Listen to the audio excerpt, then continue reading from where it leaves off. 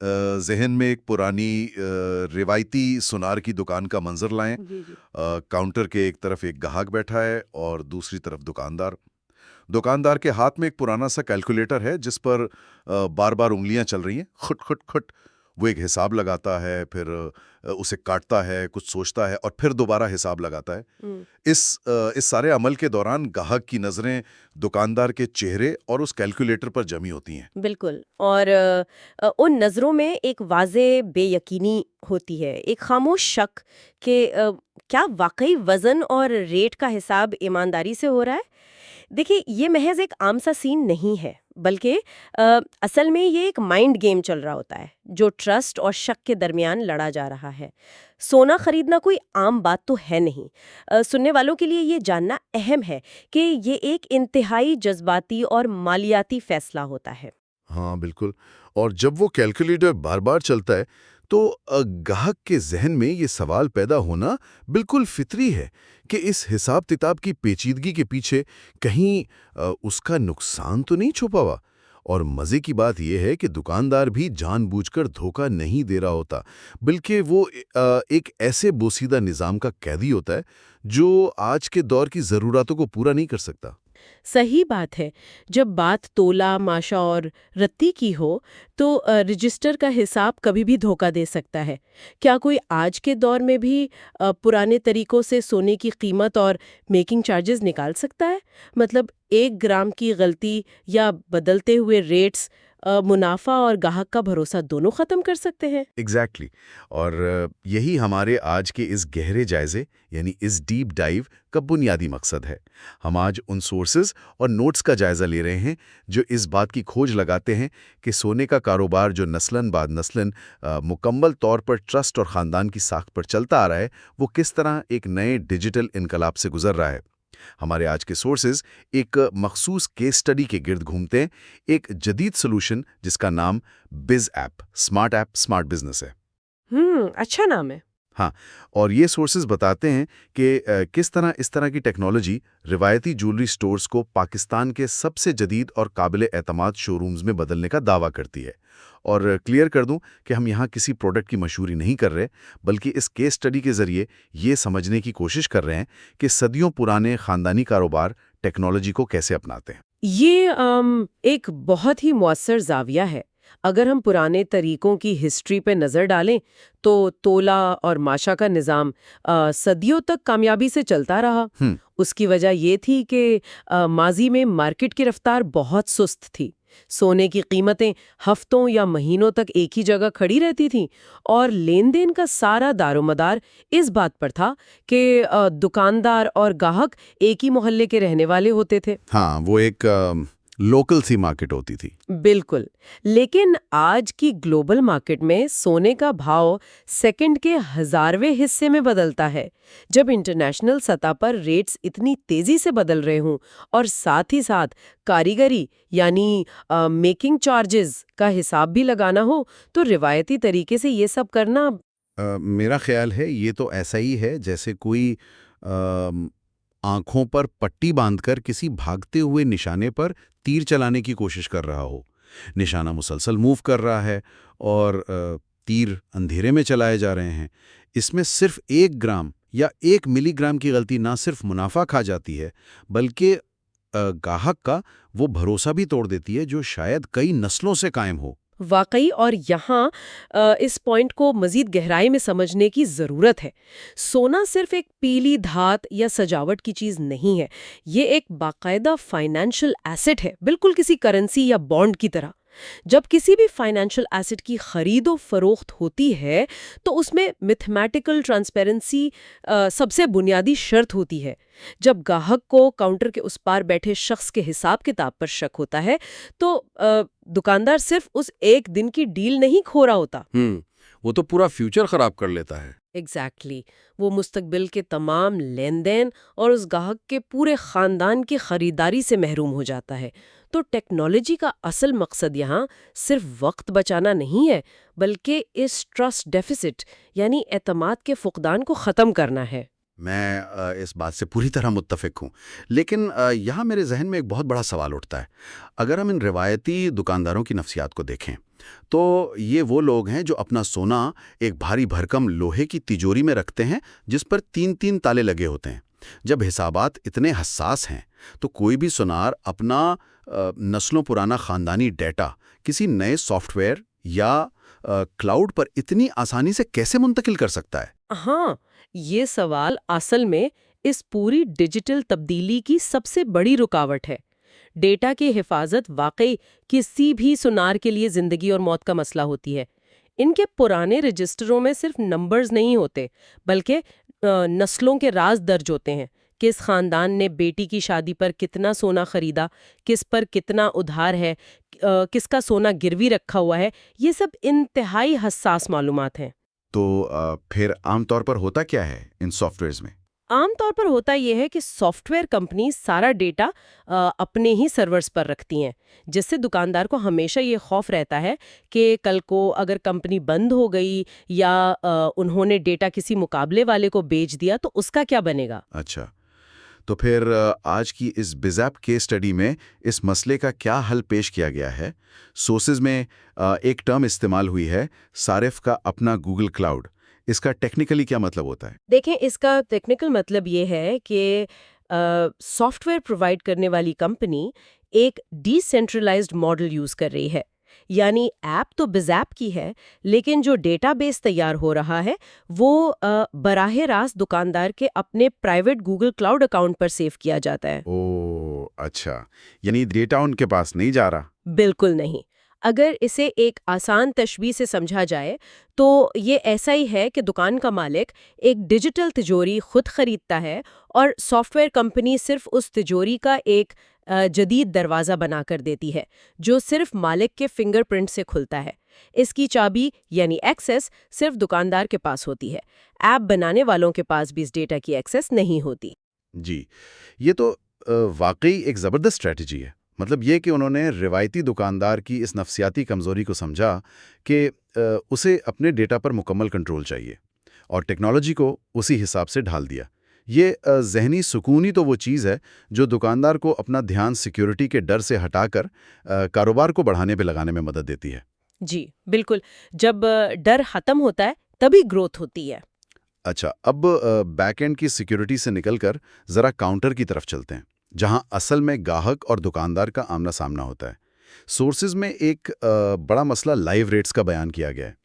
Screen पर तेजी से बदलते रेट्स इस पूरी इक्वेशन को कैसे हल करते हैं? रिवायती तरीके में जब मार्केट का रेट दिन में 3 बार बदलता है तो दुकानदार को हर बार कैलकुलेटर पर नए सिरे से पूरी मैथ करनी पड़ती है। उस दौरान ग्राहक खड़ा इंतजार कर रहा होता है और सोच रहा होता है कि कहीं पिछले घंटे का रेट तो नहीं लगाया जा रहा। हाँ, वो टेंशन वाला माहौल होता है।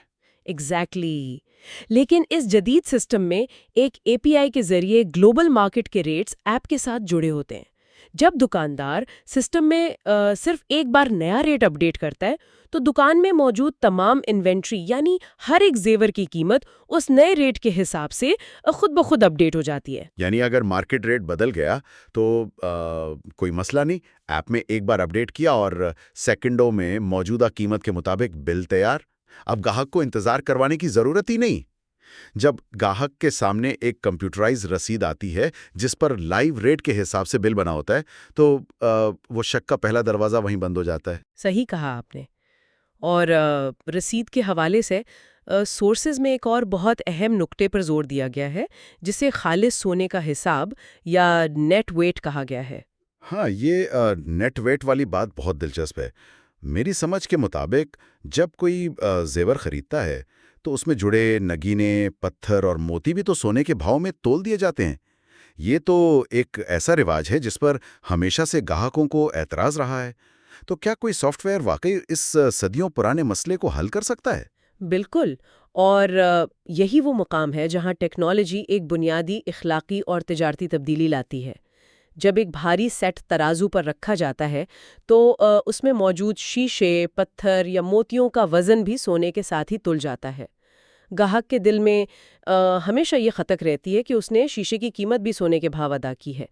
लेकिन इस जदीद ऐप में नगीने, मोती और सोना सबका वजन अलग-अलग दर्ज करने की सहूलत है। तो इसका मतलब है कि जब ग्राहक काउंटर पर आता है तो रसीद पर ये वाज़े तौर पर लिखा होता है कि कुल वज़न कितना था, उसमें से कितने ग्राम पत्थरों का वज़न निकाला गया और पीछे खालिस सोने का वज़न क्या बचा। एग्जैक्टली रसीद पर दर्ज ये तफसीली ब्रेकडाउन एक ऐसी शफाफियत फराहम करता है जो ग्राहक को हैरान कर देती है। जब ग्राहक ये देखती है या देखता है कि उससे पत्थरों की कीमत सोने के भाव नहीं ली जा रही, तो ये महज एक फाइनेंशियल फायदा नहीं होता, बल्कि ये एक साइकोलॉजिकल मास्टर स्ट्रोक साबित होता है। और ग्राहक को एक ट्रांसपेरेंट रसीद मिलती है ताकि उसका एतमाद कभी न टूटे। लेकिन ज़रा रुकिए, मैं यहाँ इस अमल की प्रैक्टिकलिटी पर एक पुशबैक देना चाहता हूँ। सोर्सेज बताते हैं कि ये सब क्यूआर कोड टैगिंग के ज़रिए होता है। अब तसव्वुर करें कि एक ज्वेलरी की दुकान में हज़ारों अंगूठियाँ, सैकड़ों बालियाँ और बेशुमार छोटे-छोटे ज़ेवरात होते हैं। क्या शोकेस के हर छोटे बड़े ज़ेवर पर टैग लगाना और सिस्टम में हर एक का अलग-अलग वज़न दर्ज करना दुकानदार के लिए एक बहुत बड़ा सरदर्द नहीं बन जाएगा? ये एक बहुत ही लॉजिकल ऑब्जेक्शन है। जो भी रिवायती तरीके से काम कर रहा है वो सबसे पहले यही सोचेगा। बाज़ाहिर यह एक बहुत बड़ा और टाइम टेकिंग काम लगता है, लेकिन अगर हम इसका बिजनेस एनालिसिस करें तो पिक्चर कुछ और ही नजर आती है। ये असल में फ्रंट लोडिंग का उसूल है। शुरू में इन्वेंट्री को सिस्टम में डालने और टैग लगाने में यकीनन थोड़ी मेहनत दरकार होती है। अच्छा, तो यानी शुरू की मेहनत, बाद का आराम। बिल्कुल। जरा सोचिए कि एक बार जब ये काम हो जाता है तो मुस्तकबिल के सैकड़ों घंटे कैसे बचते हैं।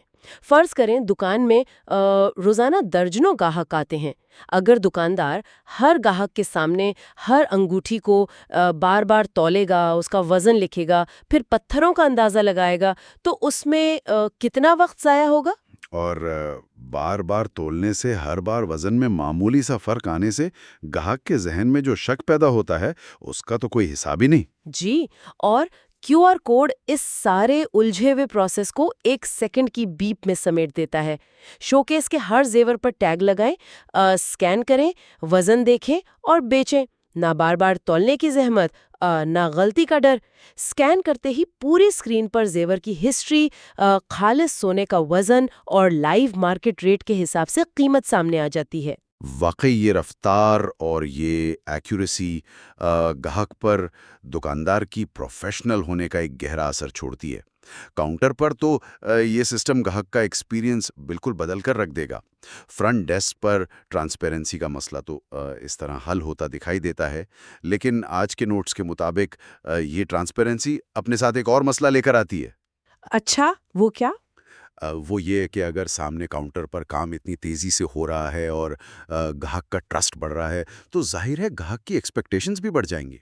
वो टाइम पर डिलीवरी की उम्मीद करेगा और इसका मतलब है कि अब हमें दुकान के पिछले हिस्से यानी बैक एंड की बात करनी पड़ेगी, जहां कारीगर मौजूद होते हैं। कारीगरों का हिसाब किताब तो रिवायती दुकानदारों के लिए हमेशा से एक नाइटमेयर रहा है। बिल्कुल सही पॉइंट उठाया है आपने, क्योंकि कोई भी कारोबार सिर्फ फ्रंट एंड की खूबसूरती पर नहीं चल सकता अगर उसका बैक एंड ठीक ना हो।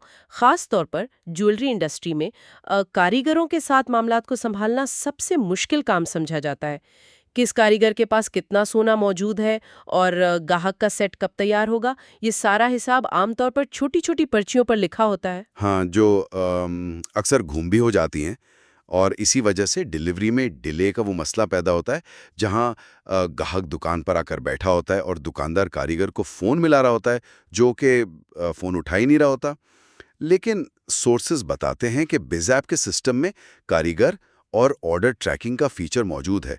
अब सब कुछ आपके मोबाइल पर होता है, तो डिलीवरी में ताख़ीर का सवाल ही पैदा नहीं होता। जी बिल्कुल।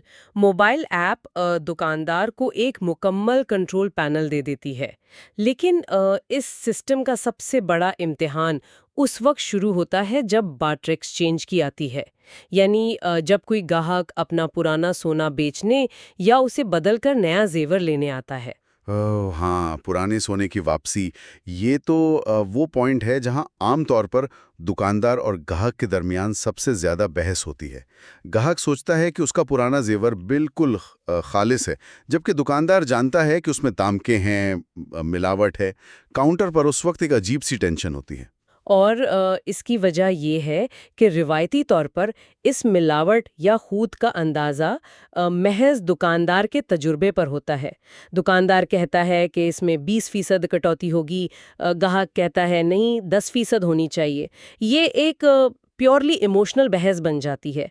यहाँ पर ऐप का एक्सचेंज लॉजिक एक न्यूट्रल थर्ड पार्टी का किरदार अदा करता है। ये एक्सचेंज लॉजिक काम कैसे करता है असल में? लेकिन जब पुराना सोना खरीदना हो या बदलना हो तो उसे टेस्ट किया जाता है कि वो कितने कैरेट का है।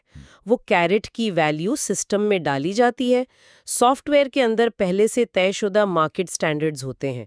ये लॉजिक खुद ब खुद कटौती और कीमत का बिल्कुल दुरुस्त हिसाब लगाकर उसे नए बिल से ऑटोमेटिकली माइनस कर देता है। तो इसका बुनियादी फ़ायदा ये हुआ कि ये डिडक्शन अब किसी इंसान के मूड या दिन के वक्त पर डिपेंड नहीं करती। इस लॉजिक ने उस जज्बाती बहस को ख़त्म करके उसे मैथ पर मबनी एक क्लियर सिस्टम में बदल दिया। जब ग्राहक देखता है कि कटौती का हिसाब एक सॉफ्टवेयर कर रहा है, तो वो आसानी से मान जाता है। बिल्कुल, इससे दोनों का फायदा होता है। रिश्तों में टेंशन कम होती है और काम जल्दी हो जाता है। ये बात वाकई ही सोचने पर मजबूर करती है कि टेक्नोलॉजी किस तरह ह्यूमन रिलेशंस में ट्रस्ट को बहाल कर रही है।